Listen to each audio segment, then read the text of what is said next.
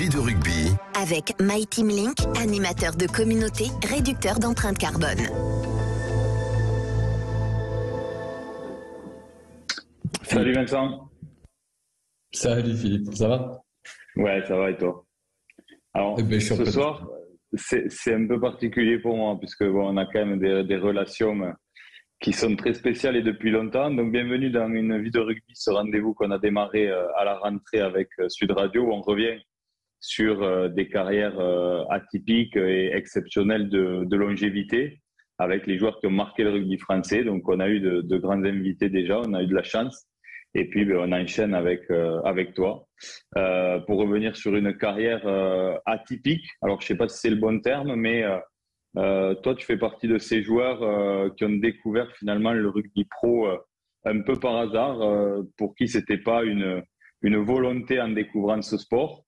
Est-ce que tu te souviens de la façon dont tu découvres le rugby à 7 ans, je crois, au Fontanil? Est-ce que tu as un souvenir précis de ce moment-là et est-ce que tu peux nous raconter comment ça se passe pour toi, malgré une histoire familiale autour du rugby avec ton père sur laquelle on reviendra?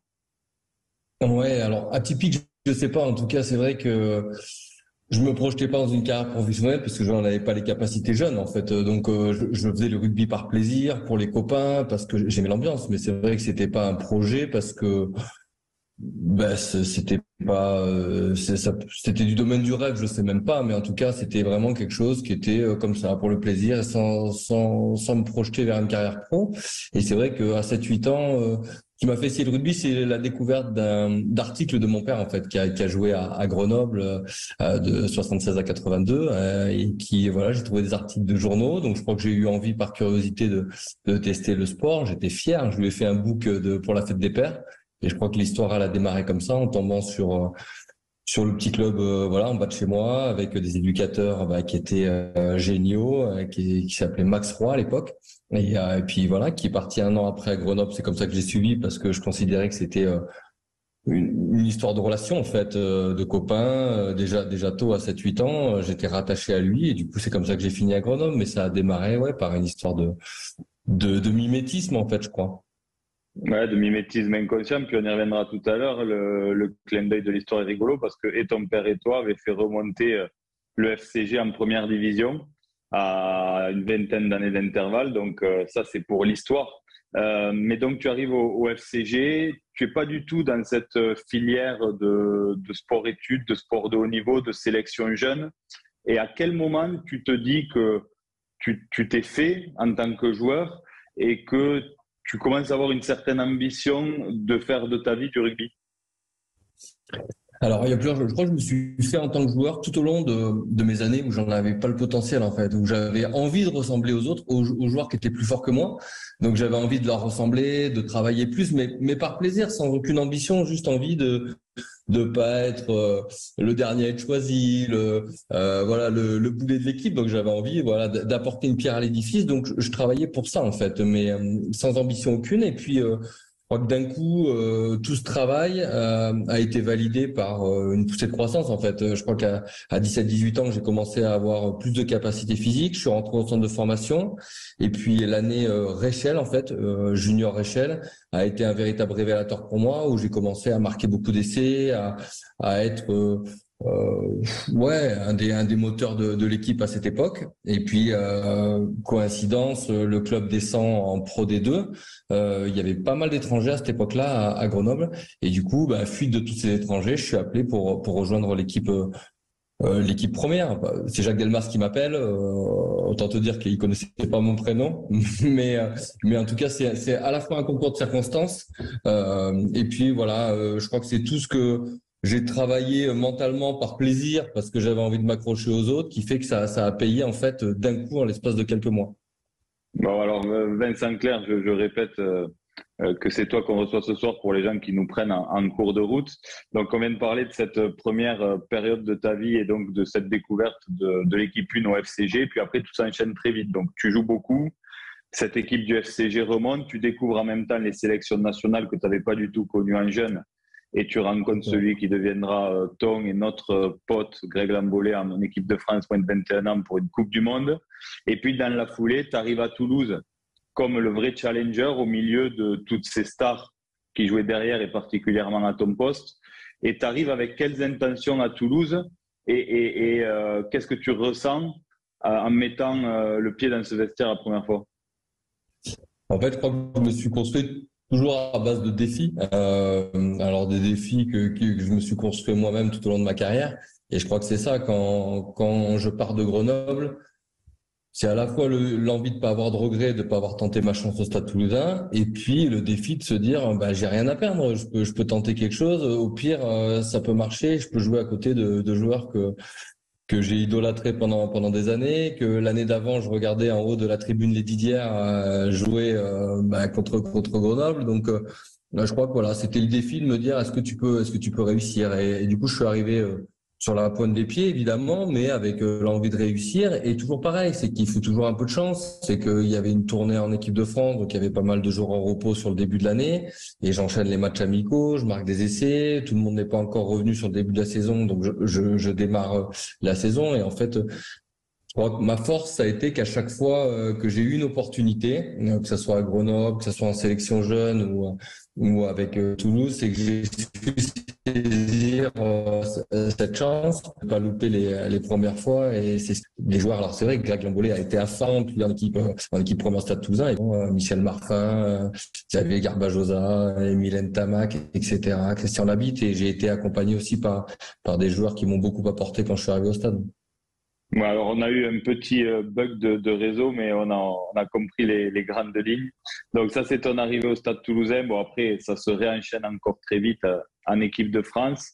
Et puis, il y a une période très importante de ta carrière sportive au Stade Toulousain avec 3 titres de champion de France, 3 titres de champion d'Europe, des finales européennes perdues, des finales de championnat de France perdues. Donc une récurrence exceptionnelle dans la performance. Je connais un bout de la réponse, mais pour les gens qui nous écoutent, est-ce que tu vis cette période-là avec insouciance, ou est-ce que tu as quand même le recul et la maturité de te rendre compte de ce que vous vivez, qui est complètement exceptionnel avec le Stade Toulousain, et est-ce que tu le savoures à sa juste valeur avec le recul? Non, c'est des regrets, mais je crois qu'on peut pas. Je crois que l'insouciance, elle fait partie de cette vie sportive, et si on a trop de recul trop tôt, si on commence à analyser ce qu'on a fait, ben je crois que peut-être on manque d'ambition, on manque de faim. Et je crois que non, j'ai eu cette chance d'avoir beaucoup d'insouciance, même si voilà, on l'a beaucoup au début, un peu moins après. On réalise un petit peu, mais je crois que je le réalise peut-être que maintenant, 4 ans après avoir terminé ces années-là. Le fait de retourner au stade et de me rendre compte de la chance que j'ai eue, je crois que c'est maintenant que je réalise, quand on est dedans, quand on est dans un club comme le Stade Toulousain, quand on est avec des managers comme Guy Novès, ben on a toujours envie de plus, de revivre ces moments-là. Donc on est dans un espèce de boulimie de titres et de boulimie de ces bons moments. Et en fait, du coup, on n'est pas dans une réflexion de se poser et dire ouais, j'ai de la chance. On s'en rend compte quand même, mais globalement, ou peut-être que volontairement, je voulais pas prendre ce recul-là pendant ma carrière. Et donc cette carrière, elle se termine pas au Stade Toulousain, elle se termine à Toulon.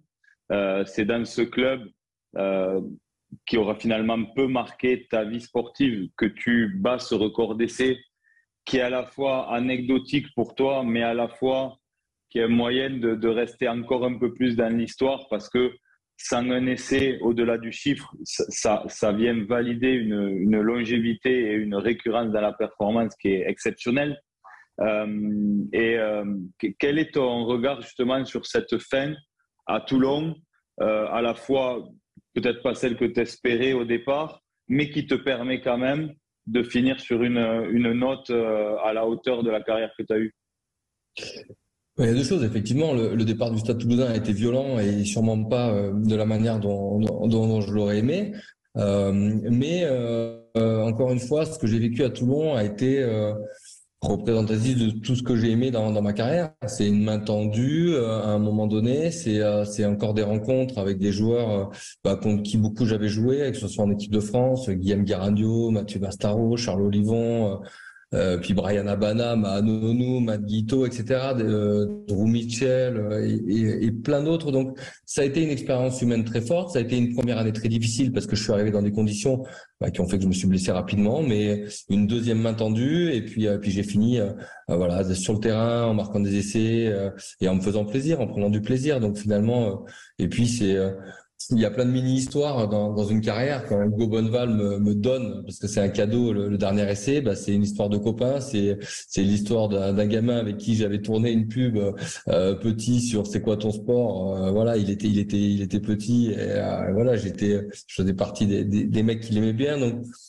ça a clôturé effectivement d'une belle manière une carrière qui a été très riche, qui a été très longue, qui a été faite de plein de rencontres super. Et du coup, même si peut-être que j'aurais aimé la finir différemment, je sais pas. En tout cas, elle s'est finie de manière apaisée avec un essai. Et voilà, c'était symbolique pour moi, même si j'ai pas couru après les essais, c'était mon job et j'ai eu la chance de jouer avec des joueurs exceptionnels qui m'en ont offert beaucoup. Écoute, alors avant de terminer, parce qu'on a beaucoup de choses à se dire et malheureusement on est un peu pris par le temps, mais on a parlé de toute cette carrière sans évoquer particulièrement l'équipe de France, qui est quand même forcément très particulière pour toi, parce qu'il y a 67 sélections et il y a des moments très forts et tu joues des matchs qui ont marqué à jamais l'histoire du 15 de France, notamment en Coupe du Monde avec ces deux matchs contre les Blacks en phase finale de Coupe du Monde, des images très fortes en plus au moment du haka à chaque fois. Si tu dois te retourner en quelques mots sur cette carrière internationale et en retirer soit un mot, soit un élément fort, c'est quoi? C'est la fierté de représenter son pays. Là, je crois que je réalise maintenant aussi chanter la Marseillaise. J'ai l'impression que le corps il a une mémoire et quand j'entends la Marseillaise, il y a une émotion qui est quand même très forte et d'avoir représenté mon pays autant de fois dans des coupes du monde, d'avoir joué une coupe du monde en France, c'est une énorme fierté et je le vis à travers aussi les yeux de mes enfants aujourd'hui. Je vois ce que ça représente l'équipe de France. Ce symbole-là, et j'ai eu la chance de le vivre, et tu l'as dit, 67 fois. Je crois que de plus chanter la Marseillaise, j'en aurais plus jamais l'occasion, ou très peu, à part dans les tribunes. Ça a été une immense fierté, et je me suis régalé. Donc il manquera ce titre de champion du monde, évidemment, ce que je souhaite à la génération qui arrive là l'année prochaine. Mais c'était absolument extraordinaire de vivre ça, de porter le maillot bleu. Je vois quand on regarde les maillots, quand on se souvient de tout ce qui s'est passé, des émotions. Bon voilà, je crois que je sais à quel point j'ai été un privilégié pendant toutes ces années. Et j'imagine pour terminer que c'est quand même une grande chance aujourd'hui avec ton statut de consultant de pouvoir rester au plus près du terrain, au contact de ces joueurs, parce qu'il y a quand même une filiation importante, notamment dans la dimension toulousaine de cette équipe de France. On voit qu'il y a quand même une complicité particulière que tu as avec les joueurs. Tu le vis vraiment comme une chance de pouvoir rester au plus près du terrain pour vivre ces moments-là? Ouais, complètement. C'était le meilleur moyen pour moi d'y rester. J'avais pas envie d'entraîner, mais d'être à quelques mètres du terrain avec des joueurs, quand je finissais, qui commençaient, avec qui j'ai un lien particulier, de les voir, de sentir ce qui se passe, leur regard, voilà, tout ce que j'ai pu vivre moi en tant que joueur, où on se met dans une bulle. Moi, cette bulle, je l'ai plus. Je peux profiter de tout. Je peux profiter de ce qui se passe sur le terrain et en dehors, et je crois que c'est ce qui fait que la transition elle est belle pour moi parce que je suis quand même encore en immersion très proche du terrain et à la fois j'ai la chance d'avoir pas cette pression-là, un peu de recul, donc je me régale et puis je trouve que surtout il y a une génération que j'aime beaucoup qui nous ressemble, enfin en tout cas qui me ressemble. Je me reconnais beaucoup dans cette génération et je prends beaucoup de plaisir à l'avoir gagné, à prendre du plaisir sur le terrain.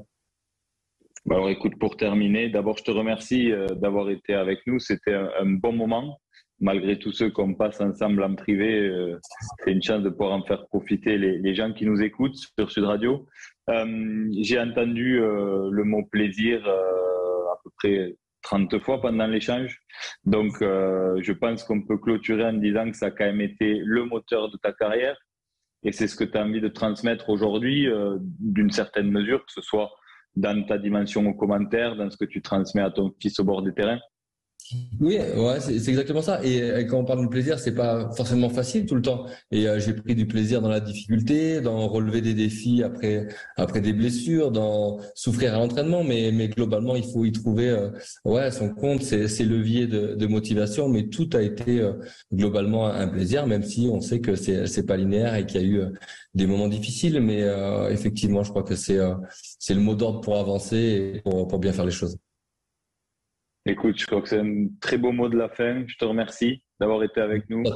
C'est très doux et je t'embrasse. Merci. Salut. C'était Une vie de rugby sur Sud Radio. Avec My Team Link, animateur de communauté, réducteur d'empreinte carbone.